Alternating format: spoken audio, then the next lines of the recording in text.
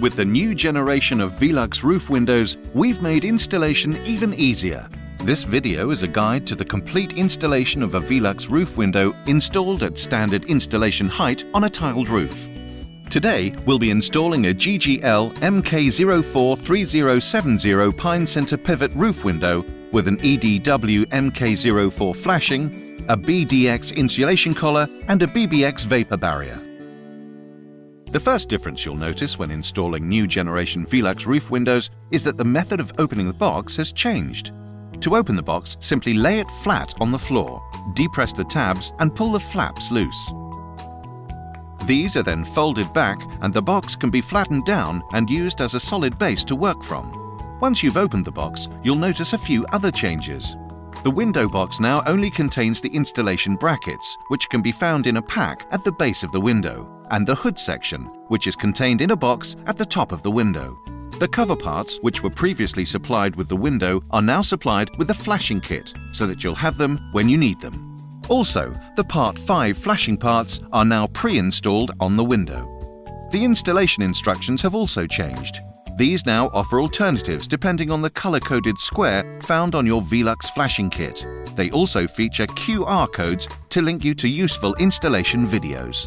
As we're using an EDW flashing, which has a red-colored square, we'll follow the instructions on the red section of the fitting guide. The next stage is to remove the sash from the frame for ease of handling. The method for carrying this out has also been improved. Firstly, stand the window upright and remove the wedge-shaped polystyrene blocks, which can be discarded.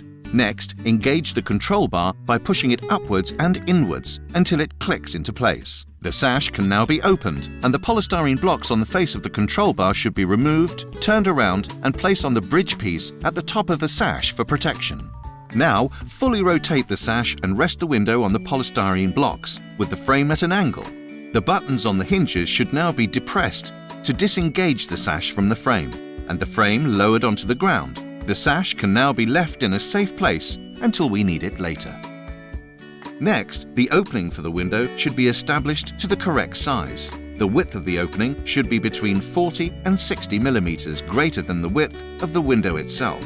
In order to work out the height and position of the opening, the top edge of the lower installation batten should be positioned 80 millimeters above the top of the first course of tiles that will sit below the window. Ensuring that the lower batten is level, now measure a distance the length of the window plus 45 millimeters, and install the upper installation batten in this position, making sure that both battens overhang the width of the opening by the required amount. Excess felt should now be trimmed back and fixed in place over the surrounding timbers to provide additional waterproofing. The course of tiles below the window are now removed.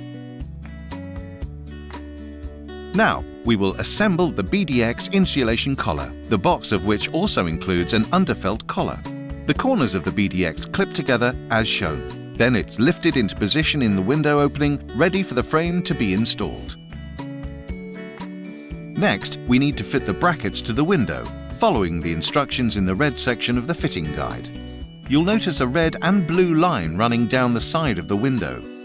These indicate where the brackets should be fitted, dependent on the color code of the flashing that you're using. With our EDW flashing, the bracket should be fitted at the red line level. As we can see from the instructions, in red line installations, the brackets are fitted at the top and bottom of the window. The pre-drilled pilot holes will help you position the brackets correctly. These are now fitted using the screws supplied in the bracket box. The frame of the window is now lifted into position, ready to be fixed in place. Firstly, we will fully fix the bottom brackets of the window with a 30mm and 80mm screw in each bracket, making sure that the 80mm screws are drilled through the batten and counterbatten, if the roof has one, into the rafter. At the top of the window, a 30mm screw is used in one of the horizontal slotted screw holes in each bracket, but left 10mm proud.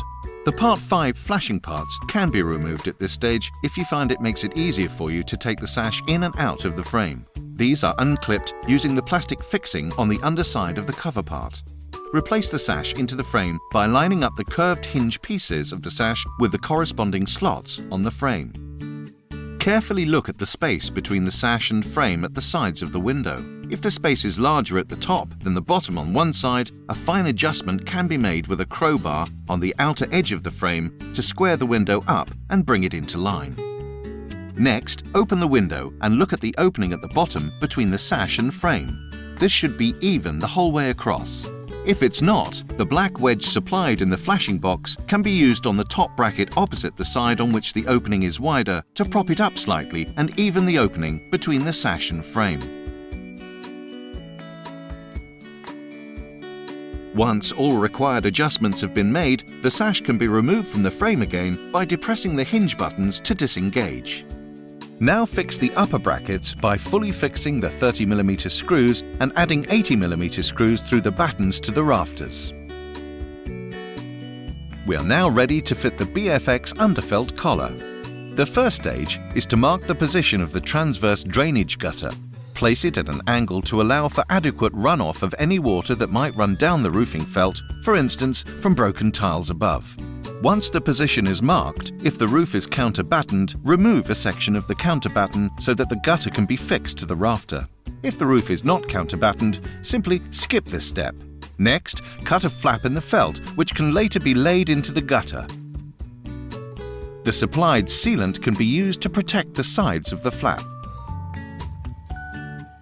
The BFX collar is now positioned around the frame of the window. The end with more projecting material is positioned at the top. Remove the plastic covers from the strips of sealant on the collar and fix it to the edges of the window frame, dressing the corner flaps as described in the instructions. Now staple the collar around the battens to dress it snugly to the roof structure. Cuts can be made at the bottom of the collar to dress it around counterbattens if you have them. At the top of the window, fix the gutter in place and fold the underfelt collar over and into it. Cut off any excess, then dress the flap in the roofing felt into the gutter and secure it into place using the clips supplied.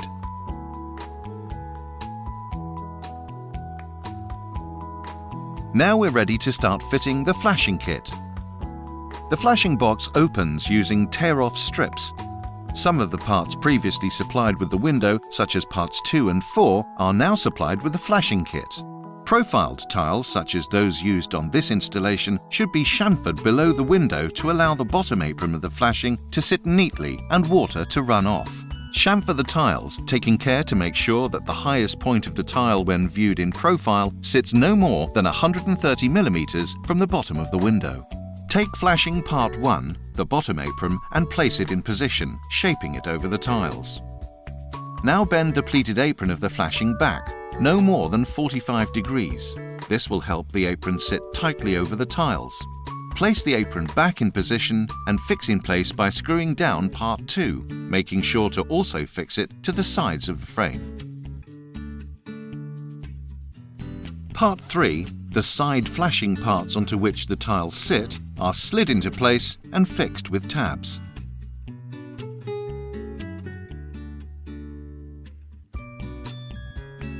At this stage, the Part 5s pre-installed on the window should be removed if you've not done so already.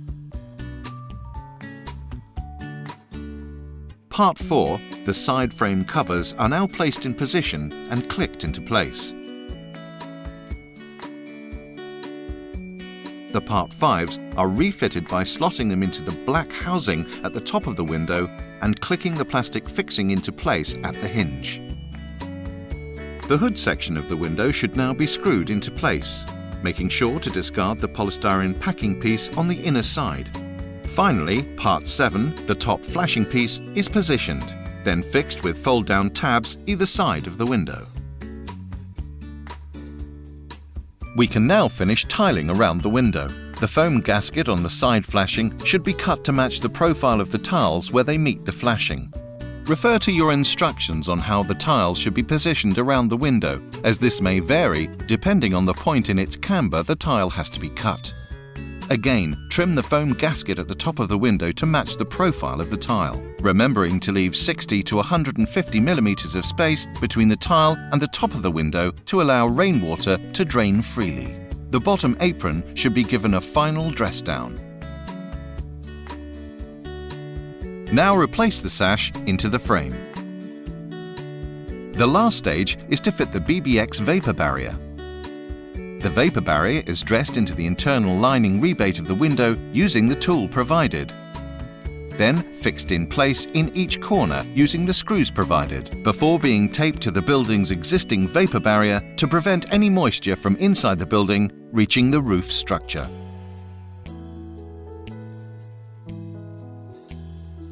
The installation is now complete.